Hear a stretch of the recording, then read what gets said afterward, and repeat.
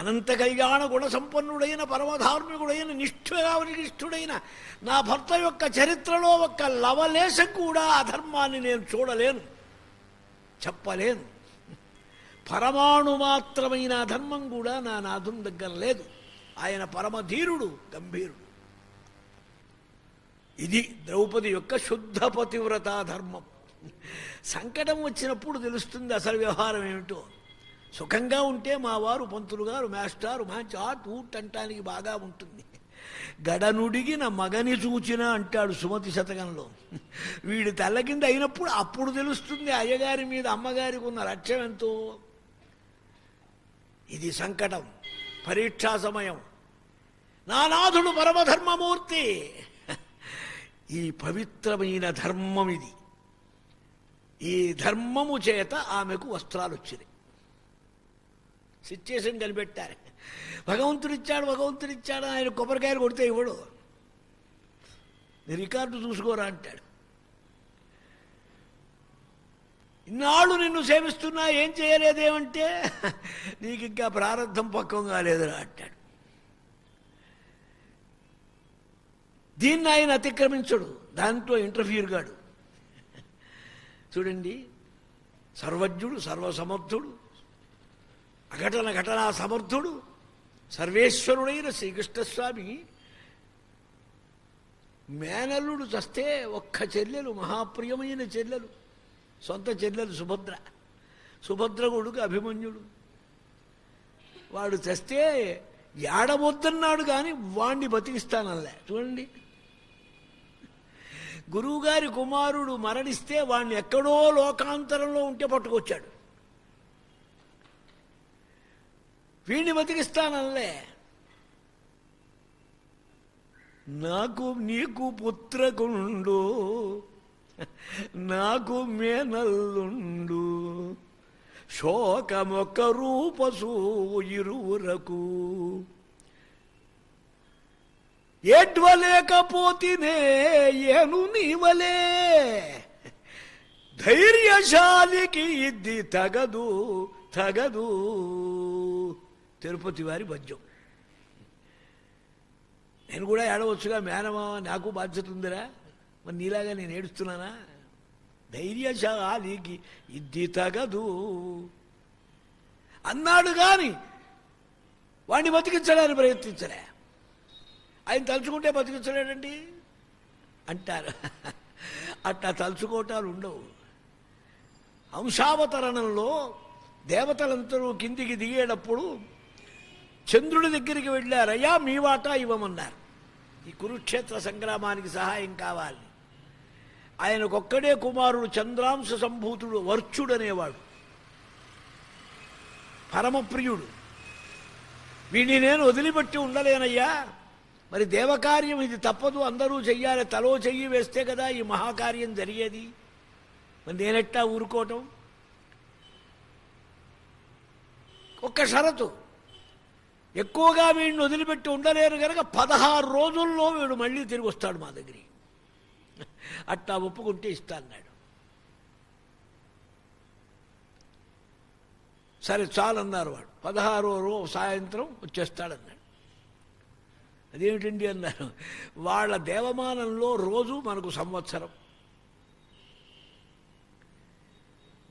అభిమన్యుడికి 16వ ఏట యుద్ధం జరిగింది కురుక్షేత్రంలో. భార్య గర్భవతి, తల్లి సుభద్ర త్వదేక పుత్ర, నీ పగ్గ నిరంకుశంబు పసివాడవు, మేనికి గగ్గుర్ర పుట్టే. నాయనా, ఈ నాన్నగారు మామగారు ఇక్కడ లేరురా, మామయ్య. భార్య గర్భవతి, ఉత్తర పరీక్షిత్తును గర్భంలో ధరించింది. తల్లి సుభద్ర త్వదేక పుత్ర, నీ పగ్గ నిరంకుశంబు పసిపాపవు, పాపులు వారు మేనికి గగ్గుర్ర పుట్టే, గగ్గుర్రపాటు పుట్టే. హడలిపోతున్నా నిన్ను పంపించక తప్పలేదని పద్మవ్యూహంలోకి పంపించాడు ధర్మరాజు. సాయంత్రానికి యుద్ధం చేసి 4వ వంతు కౌరవ సైన్యాన్ని సంహరించి చంద్రలోకానికి వెళ్ళిపోయినాడు. విధిని పరమాత్మ ఎప్పుడూ అతిక్రమించాడు. ఆ విధి ధర్మం చేత శుద్ధం కావాలి. ధర్మం ఎప్పుడు నీ దగ్గర ఉందో భగవంతుడు సర్వము స్వాధీనమై ఉంటాడు. ఈ ధర్మానికి తగిన భక్తి కూడా ఉండాలి. మనం చూడాల్సింది సభాపర్వంలో జూదం, ద్రౌపది మాన సంరక్షణంలో 2 చూడాలి, ధర్మం భక్తి. జీవులకు భగవద్ అనుగ్రహం కావాలంటే, సమస్త సంకటాలు వదలాలంటే, కృతార్థులు కావాలంటే శుద్ధమైన ధర్మాచరణ. ధర్మాచరణతో పాటు శుద్ధమైన భగవద్భక్తి. కొంతమంది అంటారు నేను చాలా ఆనెస్ట్ ఫెలోని, చాలా నా క్యారెక్టర్ చాలా మంచిది, ఏం పొరపాటు ఉండదు, నాకు భగవంతుడు ఎందుకండి, నాకు అదంతా నచ్చదంటాడు. పిచ్చివాడా, నీకు సద్బుద్ధి కావాలన్నా సదనుగ్రహం కావాలన్నా భగవద్ అనుగ్రహమే. దీనికి కూడా భారతంలోనే సిచ్యుయేషన్ చూపిస్తా. జూదంలో ఓడిపోయి అరణ్యానికి చేరాడు ధర్మరాజు. ఓదార్చడానికి వచ్చారు శ్రీకృష్ణస్వామి వారు, యాదవులంతా. బావా ఎంత సంకటం వచ్చిందయ్యా, నేను ద్వారకలో గనక ఉండి ఉంటే నీకు ఈ బాధ వచ్చేది కాదు, నేను లేను, ఏం చెయ్యాలన్నా. అంటే మామూలుగా ఏమనిపిస్తుంది, మా ఊళ్ళో నేను ఉండుంటే ఒక వైరు కొట్టుంటే నేను వచ్చేసేవాడిని, అది కాదు అర్థం. నవద్వారవతీ పురి, ద్వారక అంటే శరీరం. నువ్వు ఓడించబడ్డావు, పందెం పెట్టావు, సంకటం పడ్డావు, ధార్మికుడివి, పరమయోగ్యుడవు, కానీ ఒక్కసారైనా నువ్వు నన్ను తలుచుకున్నావా, నీ శరీరంలో నా గుర్తొచ్చిందా అని అర్థం. నవద్వారాలు కలిగిన నీలో నా తలపు రాలేదుగా. కాబట్టి ధర్మం ధర్మం అనే భగవంతుణ్ణి వదిలేశామంటే పొరపాటు. కేవలం భగవంతుణ్ణి మొక్కాం కదా, మనకేమనుకున్నా పొరపాటే. నీ డ్యూటీ, నీ ధర్మం. ఒక బంటురోతును పెట్టుకున్నాం మనం, అటెండర్. వాకిట్లో మంచి సీట్ వేసి కూర్చుంటాడు వాడు యమపు కొడుతూ ఉంటాడు మనని. ఎవరొచ్చినా మా అయ్యగారికి నోట్లో నారిక లేదు, చేతికి నరం లేదు, ఆటు ఊటు మహాదాత అవా. మార్కెట్కి వెళ్ళి వంకాయలు తేరా అంటే వంకాయలు లేవంటాడు, గుమ్మడికాయ తమ్ముంటే గుమ్మడికాయ లేదంటాడు. అసలు వాళ్ళు లేవడు అసలు సీట్ నుంచి. భగవంతుడు చెప్పిన శాసన రూపమైన పనిని మనం చెయ్యక ఎగనామం పెట్టి ఆయనకు దద్దోజనం, పులిహార, కళ్యాణం, హుండీలో డబ్బేయటం చేస్తూ ఉంటే సంతోషిస్తాడండి. లేకపోతే తెల్లవారు లేచి ఊరికే సూక్తాలు, మంత్రాలు, స్తోత్రాలకే ఉంది. మీ కీర్తి ఏకార్తి ధోవార్తి అయ్యో దొండపర్తి, పాలపర్తి, కుందుర్తి, నరసపర్తి, ఒత్తులే ఒత్తులు. కౌసల్యా సుప్రజా రామ పూర్వ సంధ్యా ప్రవర్తతే. కేవల స్తోత్రప్రియుడుగాడు భగవంతుడు.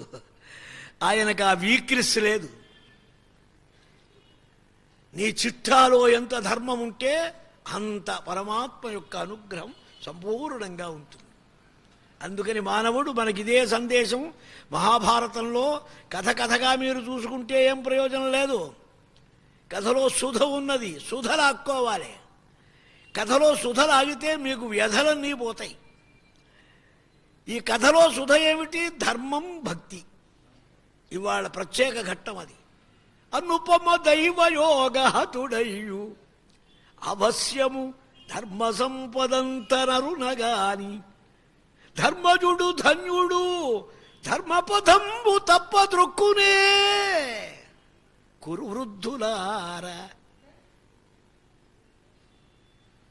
దుర్యోధనుడు చూడండి, ఛాయిస్ ఇచ్చాడు. నా నాథుడు చేసింది తప్పు, అధర్మం, అన్యాయం, నన్ను అనవసరంగా హింసించాడని ఒక్క మాట ద్రౌపది అంటే చాలు, వదిలేస్తామన్నాడు. వాడికి కావాలి ఈ క్లూస్ అన్నీ తమాషా. అమ్మవారు చెప్పింది, ధర్మే స్థితో ధర్మసుతో మహాత్మా.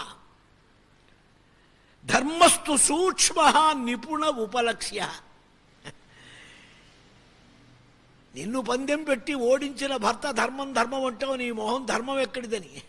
సూక్ష్మ ధర్మం అంటే స్థూల ధర్మం కాదు, ధర్మంలో సూక్ష్మం ఉంది. అది ఎవరికి తెలుస్తుంది? నిపుణ ఉపలక్ష్య, నిష్ణాతులైన వేత్తలకు తెలుస్తుంది ఆ ధర్మ సూక్ష్మం ఏమిటో. భార్యను పందెం పెట్టొచ్చా? పెట్టకూడదు. మరి ధర్మరాజు చేసింది ఏమిటి? ధర్మరాజుగా చెయ్యాలే, అదే సూక్ష్మం. దుర్యోధనుడి దాసుడుగా చేశాడు. తనను తానెప్పుడు పందెం పెట్టుకొని ఓడిపోయినాడో, నన్ను మున్నోడెనో తానే ఓటు వడెనో, నన్నోడి తన్నోడెనో. మా మల్లాది అచ్యుతరామ శాస్త్రి గారి వస్త్రాపహరణం. మా దుకాణంలో అన్నీ ఉన్నాయి, అల్లం దగ్గర నుంచి బంగారం దాకా.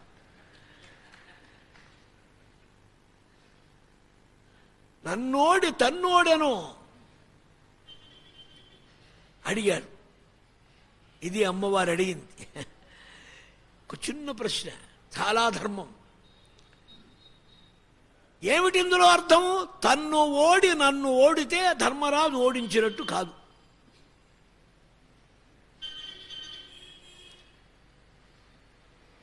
అదేమిటండి? ధర్మరాజు ఐదుగురు పాండవులు ఎప్పుడు ఓడారో ఐదుగురికి రైట్స్ కలిగిన ద్రౌపది కూడా ఓడింపబడ్డట్టే కదా. ఇంకో ఆర్గ్యుమెంట్. కాబట్టి ద్రౌపది ఎందుకు ఓడలేదు? సరే, యుద్ధూదంలో పంచి పరిపక్వమైన పండితుడు ఈ శకునిగాడు. పండితుడు మాయపాచికల అంటాడు మా కరుణశ్రీ. మాయపాచికల్లో మహాపండితుడు. వాడి నోటితో వాడేమన్నాడు? అపరాజిత ఏకా వర్తతే. నీ మొత్తం ప్రాపర్టీలో ఓడింపబడని నీ వస్తువు ఒకటి ఉందయ్యా, ఆమె ద్రౌపది పుణ్యాత్తురాలు, ఆమెను పందెం పెట్టమన్నాడు. వాడేగా ఒప్పుకుంది. కాబట్టి ఓడింపబడే ధర్మరాజు ఓడింపబడ్డా ద్రౌపది ఓడింపబడనట్లేగా, రిజర్వుడ్గా ఉంది ఆ క్యాండిడేట్.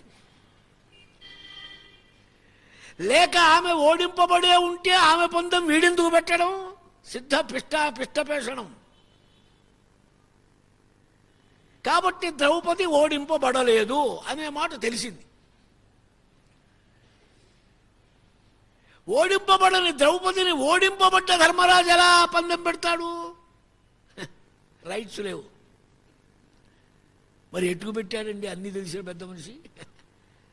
ధర్మరాజుగా పెట్టలేదురా, ప్రభుధర్మం, సేవాధర్మం. ఎప్పుడు ఓడిపోయినాడో కౌరవులకు దాసుడైనాడు. దాసుడైన ధర్మరాజును పెట్టు పందెమన్నారో పెట్టాడు. నేను వచ్చానండి రాజమండ్రి, రేపొద్దున దానవాయిపేటలో సగం ఇళ్ళు నా పేరు రాయమన్నారు. మీరెవరో ₹1,00,00,000 ఇస్తామని రాసేస్తాను. ఆ సొమ్మెంబాయి ఉంటే ఆ రైట్స్ ఉంటే తీసుకుంటారు, లేకపోతే పోతారు. పెట్టు అన్నారు, పెట్టమంటే పెట్టాల్సిన డ్యూటీ నాకుంది, పెట్టా. చెల్లుతుందా చల్లదా మీరు తెలుసుకోవాలి. అందుకనే బొచ్చడు ఇన్కమ్ సర్టిఫికెట్, వెనక దస్తావేజులు, మార్టిగేజులు, సర్టిఫికెట్లు, రిజిస్టర్ ఆఫీసులు చచ్చేట్టు తిరిగి 3 నెలలు తిరిగితే 3 నిమిషాల రిజిస్ట్రేషన్కి 3 నెలలు తిరిగాడు వాడు ఆ ప్లాట్కి. ఇక్కడ ధర్మరాజుది ఏమీ దోషం లేదు, ధర్మద్రోహం ఎక్కడా ఉండదు ధర్మరాజులో. అతడజాత శత్రువు, మహాత్ముడు, ధర్మపరుండు, సత్య సంపన్నుడు, ఉదార వైభవుడు. ఆ మహానుభావుడు అజాత శత్రువు. అడిగింది సభలో. పెద్దలంతా ఉన్నారు, పండితులు, అన్నీ తెలిసిన వాళ్ళు. ఎంత వడ్ల గింజలో బియ్యపు గింజ. చూసింది చూసినట్టు చెప్తే చాలండి. వాడు చెప్పాడుగా, ప్రాతిగామి పాపం ఏమీ తెలియని వాడు, చదువుకున్న వాడికంటే ఎవరో మేలని.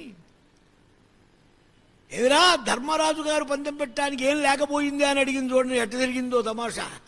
మహా తెలివిగలది ద్రౌపది. అప్పుడు వాడు ఉన్నది ఉన్నట్టు పాడేశాడు మొత్తం. అమ్మా ముందు ఆస్తి పోయింది, అంతస్తు పోయింది, డబ్బు పోయింది, పరివారం పోయింది, తమ్ముళ్ళు కూడా పెట్టాడు, అంతా ఓడిపోయాడు, చివరికి ఆయన కూడా ఓడిపోయినాడు, ఆయన పందం ఇంత నిన్ను పెట్టాడు. అయితే ఓసారి అడుగు, నువ్వు స్వతంత్రుడివై పెట్టావా, ఓడింపబడి ఉండి పెట్టావా అడగమన్నది భర్తని. వాడు వెళ్ళి అడిగాడుగా, నానేం మాట్లాడు. ఎందుకంటే మాట్లాడకపోవటం వీక్నెస్ కాదు, కాదు కాదు మాట్లాడితే ప్రభువుకు వ్యతిరేకంగా మాట్లాడాలి. అందుకని పనికిరాదు, దాసధర్మం కనుక పనికిరాదని కూర్చున్నాడు. అయ్యా మీరు చెప్పండి, మీరంతా పండితులు, ఇమే సభాయాము ఉపనీత శాస్త్రా క్రియావంత సర్వయేవ ఇంద్రకల్పా.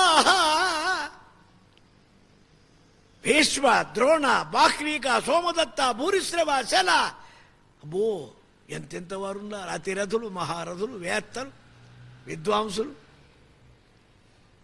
ఈ మొత్తం సభలో సమాధానం చెప్పిన వాడు ఒక్కడే ఒక్కడు. వాడెవడు? విదురుడు. క్యాస్ట్ కాదండి కావాల్సింది, జాతి, మతం, ప్రాంతం, భాష, ఇవన్నీ ఉళక్కి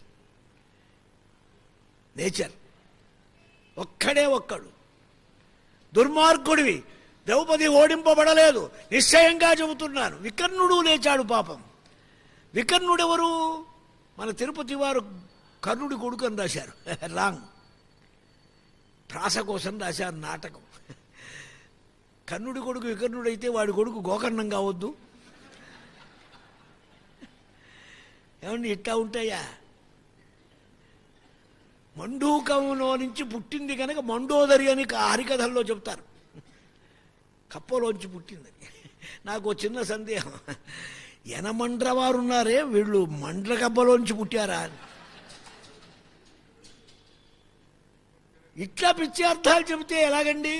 దానికి కారణం ఉంటుందా? కనుక సముచితమైనటువంటి స్థితిలో మనం విచారించాలి. మహానుభావులంతా ఉన్నారు. ఒక్కడు నోరు విప్పలే, బెల్లం కొట్టిన గుండ్రాళ్ళవలే. అంటే బెల్లం కొట్టిన గుండ్రాయికి ఏమిటి విశేషం? ఒట్టి గుండ్రాయి అయితే గాలి కన్నా కదలచ్చు, బెల్లం కొట్టి కనుక పెడితే హట్టబడి ఉంటుంది. అరిసెలకు బెల్లం కొట్టిన గుండ్రాయి పెట్టేయండి, మళ్ళీ లాగి పీకి కడిగితే కానీ రాదు, బంకగా అతుక్కుంటుంది. అందుకని బెల్లం కొట్టిన గుండ్రాయి అన్నారు. ఉన్న కుర్చీలో ఉన్న పడాను ఉన్న తలకాయ అట్లాగే ఉంచుకొని అట్లాగే ఉన్నారు. ఈ అభియోగం లేనివాడు ఒక్కడే మహానుభావుడు విదురుడు. నీ చేత ఎంతో పనిష్మెంటు, అంతే. చేసిన వాడికి చేసినంత మహాదేవ. అందుకనే 18 రోజుల భయంకరమైన వీరక్షాత్ర మారణ హోమాలు జరిగే ఆ కురుక్షేత్రం వైపు వెళ్ళలేదు, చూడలేదు, ఒక్కసారి నిలవలేదు విదురుడు. వీడున్నాడే మహాపండితుడు. పండితుడు ఎంతైనా కావచ్చు, క్యారెక్టర్ ఉండాలి. మహాపండితుడేమో సంజయుడు, ధృతరాష్ట్రుడికి భగవద్గీత అంతా చెప్పిన మహావేదాంతి. ఈ వేదాంతం ఎందుకు రాద్ధాంతం ఆచరణలో ఉండాలి. వాడు కూడా నోరు తెరిచి మాట్లాడలే. అమ్మా నువ్వు ఓడింపబడలేదు అనొచ్చుగా. ఈ వికర్ణుడు గాడు ఉన్నాడే, వీడు ధృతరాష్ట్ర కొడుకుల్లో ఒకడు 100లో. కానీ ధర్మ స్వభావం వేరు కదండి, నేచర్. అందుకని అతని మనస్సులో ఆ స్వభావం ఉన్నది. అయ్యా మీరు సభాసదులు చూడండి, ఇంత విపరీతమైన స్థితి వచ్చింది, ఇప్పుడు న్యాయమా? ఇది ఉందా కాదా? ఆయన కుర్రవాడు కదా, అనుభవం తక్కువ. 5గురికి భార్యకు భర్త మీద అధికారం ఉంటుందా ఉండదా? పాయింట్. భార్య మీద భర్తకు అధికారం ఉంటే పాండవులు 5గురు గెలవబడ్డారు కనుక ఈమె కూడా ఓడినట్లేరా? అట్లా అనుకుందామంటే ఓ చిక్కొచ్చింది. మళ్ళీ వేరే ఆమె ఓడింపబడలేదు, ఆమె పందెం పెట్టమని శకునిగాడే పెట్టాడుగా పెంచుకురాట. ఇది సంకటంగా ఉందన్నాడు. చెప్పండి మీరన్నాడు. అందుకని 100గురిని చంపి తీరుతానని ప్రతిజ్ఞ భీముడిది. ఆ ప్రతిజ్ఞా ప్రకారం వికర్ణుణ్ణి చంపాడు. కన్నపర్వంలో చంపి ఏడిచాట భీముడు. వాడి జన్మలో ఎరగదు. ఆయన నిన్ను చంపకూడని వాడివిరా, ధార్మికుడు. నా ప్రతిజ్ఞ ప్రకారం యుద్ధంలో నువ్వు ఉండకుండా ఉంటే ఎంత బాగుండేది, నిన్ను చంపాల్సి వచ్చిందని ఏడిచాడు.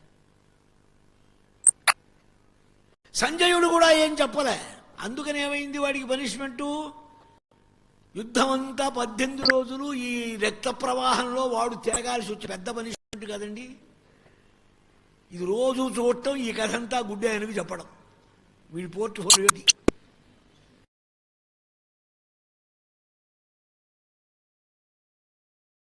అంతా అయిపోయింది. దుర్యోధనుడు దాక్కున్నాడు మడుగులో, వీడు తిరుగుతూ ఉంటే సాత్యకి పట్టుకున్నాడు. వీడెవడరా గూఢచారులాగా తిరుగుతున్నాడు, ఈ వేధం ఎందుకని పట్టుకున్నాడు. పనిష్మెంట్ కోసం ఈ తమాషా.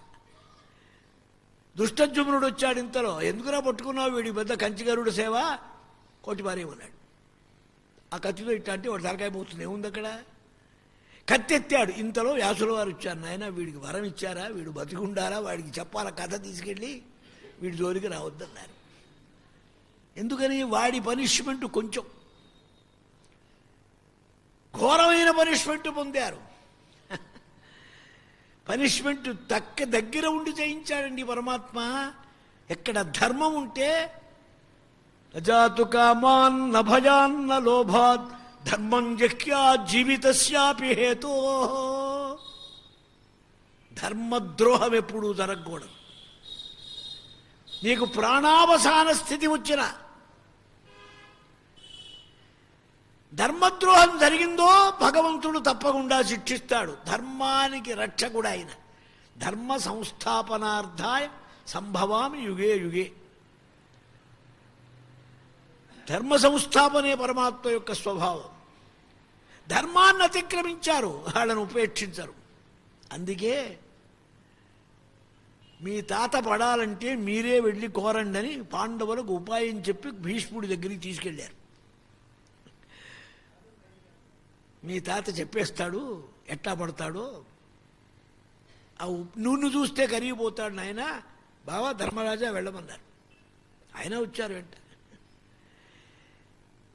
శిఖండిగా అడ్డం పెట్టి గురువు గొడ్డలి తిప్పుకొని తప్పుకొను దాకా మరలి వెంకకురా అని మార్గణంబు ముత్తరంబుల నుండి ముదిరి ముడ్డలు గట్టి చేవడిందని పచ్చి యవ్వనంబు వసుసప్తకము సానబెట్టి జీవము పోసిన కక్కటపు సాయుధ బలంబు గవ్వకుంగాని పాడు శిఖండి ముందు వ్యర్థముచ్చితే పార్థుని పరువు కొరకు జగము లగలింపని శంకరవళి. జాషువా గారి పద్యం.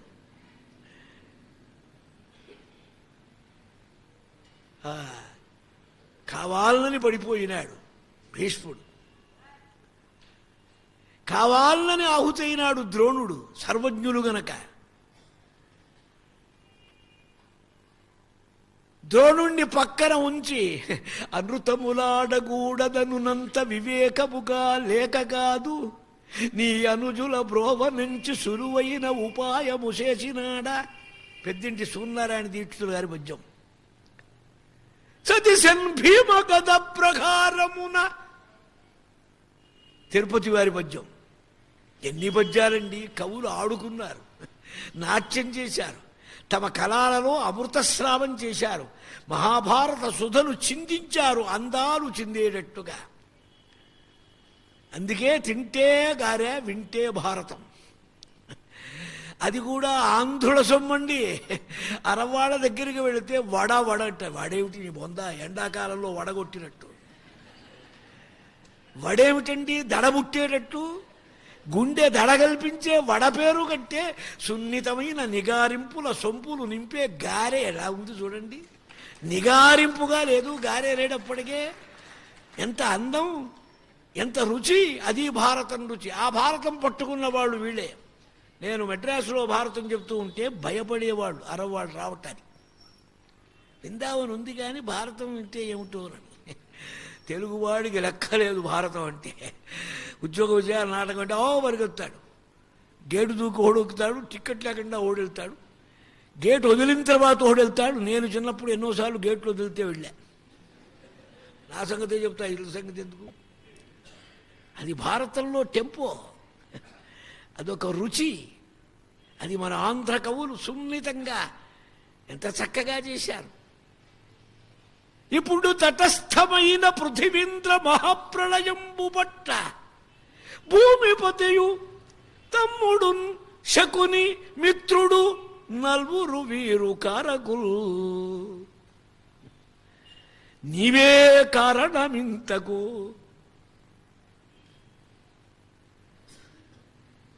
ఎన్ని చక్కగా, ఎంత సొంపుగా తిరుపతి వారు ఒక శతాబ్దం అద్భుతమైన సృష్టి చేశారు మహానుభావులు. కావాలని దగ్గర ఉండి అబద్ధం ఆడించాడు ధర్మరాజు చేత కృష్ణుడు. కృచ్ఛ్రాద్ యుధిష్ఠిర మూలంలో చక్కగా ఉంది. అతి కష్టం మీద అబద్ధం ఆడాడు.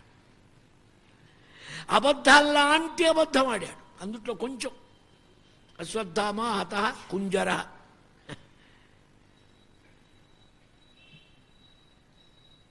సదిశన్ భీమ గద ప్రహారమున నశ్వత్థామయంచు ముందన్ము తారస్థాయిలో అంత నీరములన్ మృంగుచు కుంజరంబను మంద్రం బంధు నిన్నంటద సత్య దోషము లవంబైనా. ఇదో తమాషా తీర్పు, నాటకం, ఇంకా చమత్కారం. అబద్ధం లాంటి అబద్ధం ఆడాడు గనక నరకం లాంటి స్వర్గాన్ని చూపించారు ఆయనకి. నా చేసిందెంతో అనుభవించేదంతా భగవంతుడు ఆడిచ్చాడు. ఆయనకు నచ ధర్మాధర్మవు. ఆయనకు ధర్మాలు లేవు, కట్టుబాట్లు లేవు, అధర్మాలు లేవు. నీకు నాకు ధర్మం అధర్మం. ఎవరిని ఎలా చెయ్యాలో దానికి నిర్ణయించే ఉంటాడు, అట్లాగే జరుగుతుంది. ఎప్పుడు ఆయన రూలు అతిక్రమించడు. బ్రాహ్మణుడు, గురువు, తపశ్శాలి, వృద్ధుడు, 400 ఏళ్ళండి వయసా, అశీతి పంచక, ఆకర్ణపలిత, శ్యామ, దీర్ఘ. చక్కగా వర్ణించారు ద్రోణుణ్ణి. నల్లని ఆకారం, చాలా పొడుగైన వాడు, ఆ కింద భాగం వరకు నెరిసిపోయిన వెంట్రుకలు, అశీతి పంచక, 8 5 40 అంటే 400 సంవత్సరాలు. ఏమండి అన్నాడు బతుకుతారా అని. వెధవ మందులతో ఇప్పుడే బతుకుతున్నారు. సావనివ్వడు డాక్టర్, బతకనివ్వడు.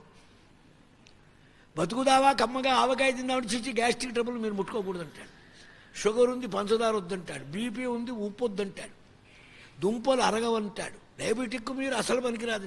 ఎందుకురా, ఏం బతకడే ఎందుకు, ఏం తినాలన్నాడు. ఏమీ లేదు, అంత గుప్పెడు మెతుకులు తిని మంచినీళ్ళు తాగుతుండ మనం. ఇప్పుడు తావనివ్వరు, బతకనివ్వరు.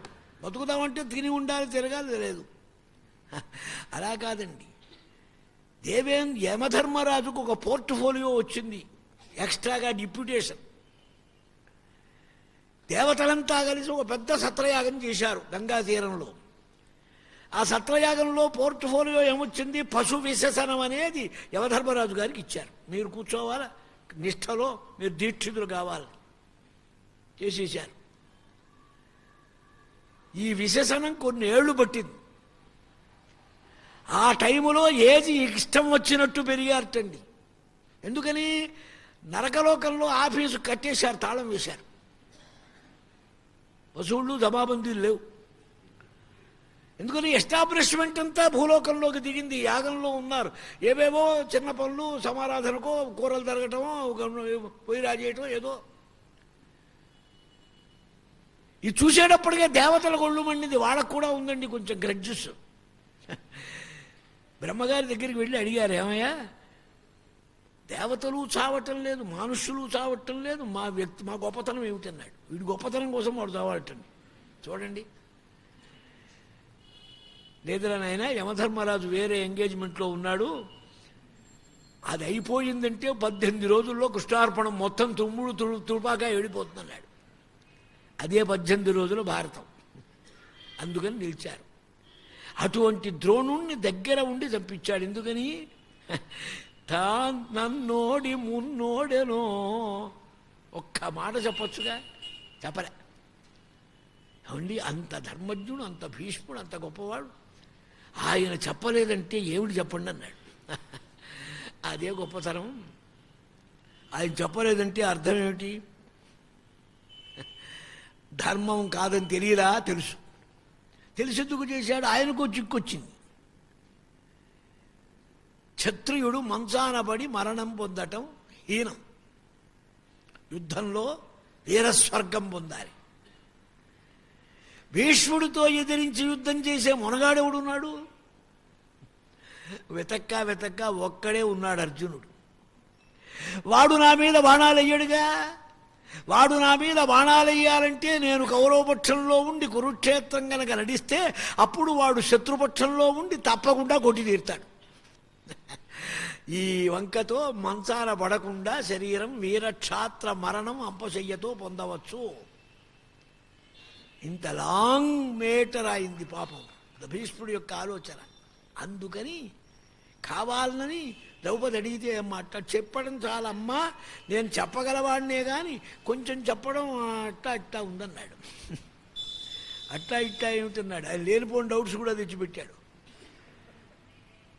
స్త్రీ యందు భర్తకు హక్కు ఉంటుందా ఉండదా? మరి అదే అనుకుందామంటే గెలవబడని పందెం ఉన్నదని శకుని అన్నాడు. ఈ కాంట్రవర్సీ అంతా తెచ్చిపెట్టాడు కానీ ఏ సిద్ధాంతం చెప్పడు. అందుకే ద్రౌపది అన్నది ఆయన నీళ్లు వెళ్ళినట్టు కాక మీరు కొంచెం గట్టిగా చెప్పండి అయ్యా ఎవరైనా అని. చెప్పనట్టు చెప్పాడు, చెప్పకుండా చెప్పాడు. చెప్పింది లేదు మళ్ళీ కావాలని భీష్ముడి దగ్గరికి వచ్చిన దగ్గర నుంచి ద్రోణుడి క్యారెక్టర్ ఏమిటంటే భీష్ముడు ఏదంటే తనదే, అంతే. సమతం అంటూ లేదు. భీష్ముడు ఏ పాయింట్ మీద నిలిచాడో అదే పాయింట్ ఈయన కూడా.